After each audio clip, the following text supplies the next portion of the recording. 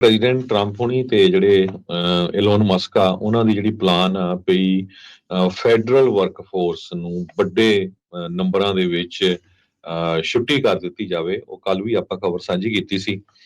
Federal EMPLOYEES ਨੂੰ ਜੋ email ਮਿਲੀ ਆ ਫੋਰਕ ਇਨ ਦਾ ਰੋਡ, ਉਹਦੇ ਵਿੱਚ ਉਹਨਾਂ ਨੂੰ ਦੱਸਿਆ ਗਿਆ ਆ ਵੀ ਫਰਵਰੀ 6 ਤੋਂ ਪਹਿਲਾਂ ਪਹਿਲਾਂ ਤੁਸੀਂ ਰਿਸਪੌਂਸ ਕਰ ਦਿਓ ਕਿ ਜੇ ਤੁਸੀਂ ਆਫਰ ਐਕਸੈਪਟ ਕਰਦੇ ਆ ਵੀ ਹਾਂ ਤੁਸੀਂ ਰਿਜ਼ਾਈਨ ਕਰਨ ਜਾ ਰਹੇ ਆ ਤੇ ਤੁਹਾਨੂੰ ਸਤੰਬਰ ਤੱਕ ਤਨਖਾਹ ਮਿਲੂਗੀ।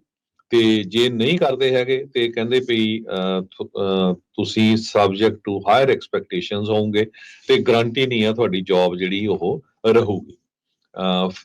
ਲੋਕਾਂ ਦੇ ਵਿੱਚ 2.3 ਮਿਲੀਅਨ 23 ਲੱਖ EMPLOYEES ਆ ਫੈਡਰਲ ਗਵਰਨਮੈਂਟ ਦੇ, ਤੇ ਉਹਨਾਂ ਦੇ ਵਿੱਚ ਕਹਿੰਦੇ ਵੀ ਡਰ ਤੇ ਕਨਫਿਊਜ਼ਨ ਵਾਲਾ ਮਾਹੌਲ ਬਹੁਤ ਬਣਿਆ ਹੋਇਆ ਹੈਗਾ। ਸੋ ਜਿਹੜੀ ਡੌਜ ਇਹਨਾਂ ਨੇ ਇਹ ਇੱਕ ਏਜੰਸੀ ਸੈਟਅਪ ਕੀਤੀ ਆ, ਉਹਨਾਂ ਦਾ ਜਿਹੜਾ ਮੇਨ ਮਕਸਦ ਇਹ ਸੀ ਵੀ ਜਿਹੜਾ ਗਵਰਨਮੈਂਟ ਦੇ ਵਿੱਚ ਜਿਹੜੇ ਲੋਕ ਕਿਸ ਤਰ੍ਹਾਂ ਉਹਨਾਂ ਨੂੰ ਕੱਟ ਕਰਨਾ ਤੇ ਕਿਸ ਤਰ੍ਹਾਂ ਅਸੀਂ ਜਿਹੜੇ ਪੈਸੇ ਬਚਾਉਣੇ ਹੈਗੇ ਆ।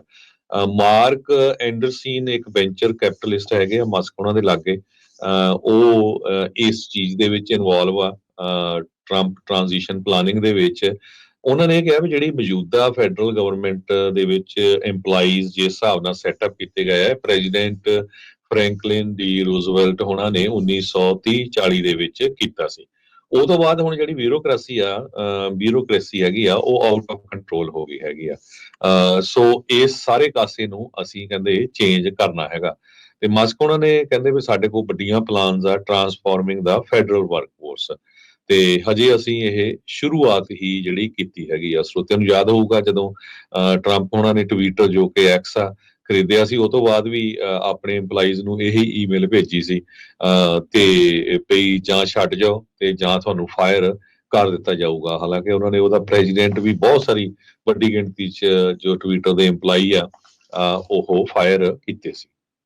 ਜੀ, ਇਹ ਹੁਣ ਲੋਕ ਸਵਾਲ ਉਠਾ ਰਹੇ ਆ ਵੀ ਭਾਈ ਅਨਇਲੈਕਟਡ ਅਫੀਸ਼ੀਅਲ ਕਿਸ ਤਰੀਕੇ ਦੇ ਨਾਲ ਪੂਰੀ ਸਰਕਾਰ ਦੇ ਵਿੱਚ ਦਖਲ ਅੰਦਾਜ਼ੀ ਜਿਹੜੀ ਉਹ ਕਰ ਰਹੇ ਆ।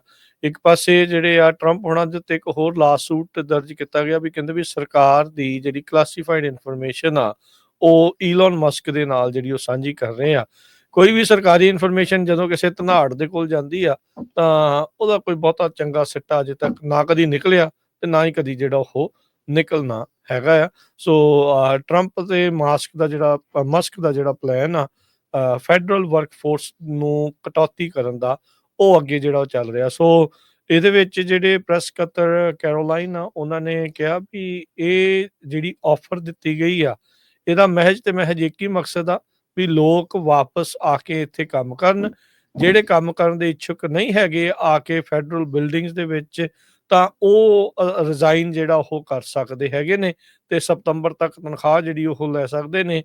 ਨਹੀਂ ਤਾਂ ਜਿੱਦਾਂ ਪਹਿਲਾਂ ਵੀ ਦੱਸਿਆ ਗਿਆ ਵੀ ਜੇ ਕਿਤੇ ਕੋਈ ਮਹਿਕਮੇ ਬੰਦ ਕੀਤੇ ਗਏ ਤਾਂ ਫਾਇਰ ਜੇ ਉਹ ਕੀਤੇ ਜਾਂਦੇ ਆ ਤਾਂ ਸ਼ਾਇਦ ਉਹਨਾਂ ਨੂੰ ਇਹ ਜਿਹੜਾ ਸੈਵਰੈਂਸ ਪੈਕੇਜ ਆ ਉਹ ਵੀ ਨਾ ਮਿਲੇ। ਵੈਸੇ ਜਦੋਂ ਕਿਸੇ ਨੂੰ ਫਾਇਰ ਕੀਤਾ ਜਾਂਦਾ ਸੈਵਰੈਂਸ ਪੈਕੇਜ ਤਾਂ ਦੇਣਾ ਹੀ ਬਣਦਾ ਆ, ਉਹ ਬਣਦਾ ਹੀ ਆ, ਉਹ ਦਿੰਦੇ ਹੀ ਆ। ਸੋ ਹੁਣ ਇਹ ਸਤੰਬਰ ਤੱਕ ਦਾ, ਬਾਅਦ ਦੇ ਵਿੱਚ ਪਤਾ ਨਹੀਂ ਵੀ ਕਦੋਂ ਤੱਕ ਦਾ ਜਿਹੜਾ ਉਹ ਮਿਲ ਸਕਦਾ ਹੈਗਾ। ਕਿਸੇ ਟਾਈਮ ਦੇ ਉੱਤੇ ਹੁੰਦਾ ਸੀਗਾ ਵੀ ਜੇ ਤੁਹਾਡੀ ਫੈਡਰਲ ਦੀ, ਸਟੇਟ ਦੀ ਜਾਂ ਇਦਾਂ ਦੀ ਜੌਬ ਲੱਗ ਗਈ ਹੈ ਤਾਂ ਬੰਦਾ ਕਹਿੰਦਾ ਵੀ ਹੁਣ ਉਮਰ ਭਰ ਦੇ ਲਈ ਆਪਾਂ ਸੈੱਟ ਆ, ਪਰ ਉਸ ਧਾਰਨਾ ਨੂੰ ਵੀ ਟਰੰਪ ਉਹਨਾਂ ਨੇ ਆ ਕੇ ਹਿਲਾ ਦਿੱਤਾ ਆ। ਤੇ ਜਿਹੜੇ ਫੈਡਰਲ ਵਰਕਰਸ ਆ ਜੋ ਕਿਸੇ ਟਾਈਮ ਇਹ ਸੋਚ ਰਹੇ ਸੀ ਵੀ ਆਪਣਾ ਸਭ ਕੁਝ ਸੈੱਟ ਹੋ ਗਿਆ, ਉਹ ਹੁਣ ਮੁੜ ਆਪਣੇ ਇਹਨਾਂ ਸਾਰੀਆਂ ਚੀਜ਼ਾਂ ਦੇ ਉੱਤੇ ਉਹਨਾਂ ਨੂੰ ਵਿਚਾਰ ਜਿਹੜਾ ਉਹ ਕਰਨਾ ਪਵੇਗਾ।